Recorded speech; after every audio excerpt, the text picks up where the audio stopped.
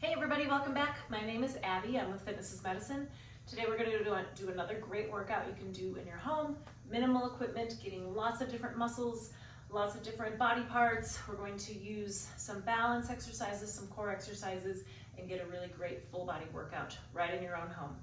Remember to come into these workouts warmed up and ready to move. 5 to 10 minutes of a cardio workout. Get that heart rate elevated a little bit. Get your body ready for movement. So we want your muscles and joints warmed up and ready to move. It will feel better going into these workouts if you are warmed up a little bit. Also, we want to get your mindset ready for movement. Okay, so today we're going to start off, I've got a couple different tubes set up over here in the door. One is a little heavier, one is quite a bit heavier, one is quite light, about hip height, chest height.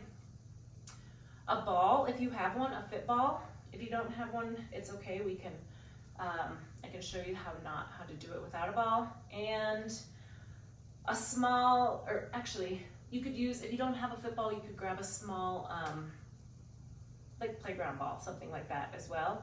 And then a small handheld weight. So you could either use like a little medicine ball that you can hang onto, but something you can hang onto in one hand that isn't super heavy. Okay, so we are going to start today with a row, a plain, simple row, but this is a great exercise. I like this one a lot. It works a lot of different muscles. You're working your arms, your back, your core, and we're stabilizing with our legs here because we're standing for this one. So get those shoulders down and back, and now we're going to pull back, bring those handles to your armpits. Squeeze back, squeezing those shoulder blades like you're trying to squeeze a pencil between your shoulder blades while keeping those shoulders down. So we don't want to squeeze up like this. We're squeezing back. Really stabilize with that core. I'm not really in a squat here, but it's a good athletic stance, giving me a good base of support here. Breathing, take a breath before you start. Breathe out on that exertion. 9. And then remember to control that tube both directions. All right, great. Now we're going to do a squat, and we're going to do an opposite reach. So I want you to squat down, reach towards your opposite toe, and then press up to the opposite direction. That's why we don't want a super heavy weight here. That's 2. We're gonna go nice and slow. Remember, in your squat, sit really far back. You want your weight in your heels. 5. Now I'm just going to do 5 and then switch hands. 1. The other way you can do it is do all 10 on one side, and then the next time through, make sure you switch sides. Or if you want to do more than 10, of course you can do 15 or 20, but make sure you're switching at some point. And rest. Okay, now if you have a ball, we're going to do a bird dog on the ball. If you don't have a ball, you can do the bird dog on your hands and knees. So just like this, hands directly beneath your shoulders, knees directly beneath your hips, and you're going to reach opposite. So I'm going to do it on a ball today.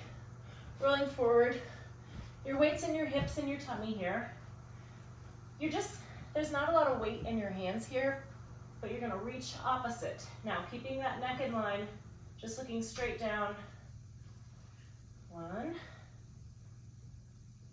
And your goal is to stay as stable as possible, reaching opposite. So your fingertips to your heel should have a straight line. Working your entire posterior chain here. If this is really challenging for you, try to at least go up into it and then come down. You don't have to hold it for a super long time. If you have shoulder pain and reaching overhead like this is just too painful, you can just lift up one hand when you lift that opposite hand if both shoulders hurt, or you can do, one side, this shoulder hurts, this shoulder feels fine, I'll reach with that one. So you can make that work if this is bothering your shoulders. Keep breathing, really work on that breath control, don't hold your breath here.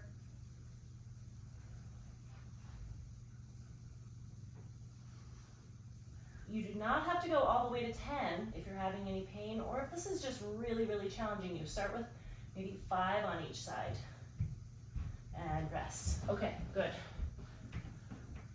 Stand up nice and slowly, since we were just kind of in that prone position there for a little while. Now I've got a lighter tube on my door here, and we're going to do a Pallof press. There's a lot of different versions of the Pallof press, and what we're going to do today is holding it out in front of you. Now here's where there's no resistance. I'm gonna bring it out where there's some resistance and try to hold it. Now I'm gonna press in and press out. Now this is where it's the hardest, is where I'm pushing out. This is a core exercise, so I'm stabilizing a lot here. I'm trying to keep that band straight in front of me. So I don't want to be here, I'm not turning, I'm staying perpendicular to that band. Keeping your shoulders down.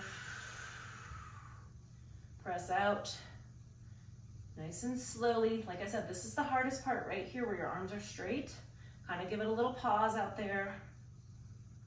Really working some obliques here. So you're resisting twisting, and that's working a lot of muscles through here. All right, we're gonna turn around. So you can see also my back is giving some work as well. I'm gonna step where there's some resistance, press straight out. It's going straight out in front of my body. 2.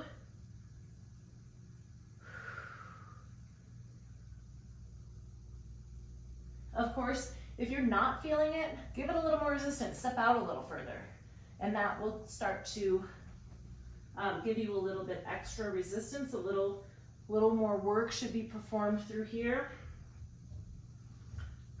Resisting that twist is where all that muscle control is coming from. Breathing. Keep those shoulders down away from your ears. Let's do 2 more. Notice I've got a really large stance. I'm giving myself a good base of support. To make that even more challenging, you can narrow that stance. That makes it much more challenging. Or you could start to do like a staggered or a tandem stance, and that's even more challenging, but we can get into that another day. Okay, if you have a fit ball, use this for this one. If you don't, you can use a playground ball or a pillow or something like that. We're going to do single leg stance or tandem stance or staggered stance, whichever one you're able to do safely, but is still a challenge. And we're going to do all the way around your body, circles. So standing, and you're gonna frame your face. So you wanna be able to see the camera the entire time you're doing this exercise, or see your phone or your iPad or your computer, whatever you're using. All the way around. All that shifting that's having to occur as you're moving that weight around your body. All right, switch sides, and then switch which direction you went. Your arms might be feeling a little tired with this at the end of all of this. And your core might be feeling this as well, especially after that Pallof press, but we're working a lot of different muscles here. Your hips are having to stabilize all the way from your toes up.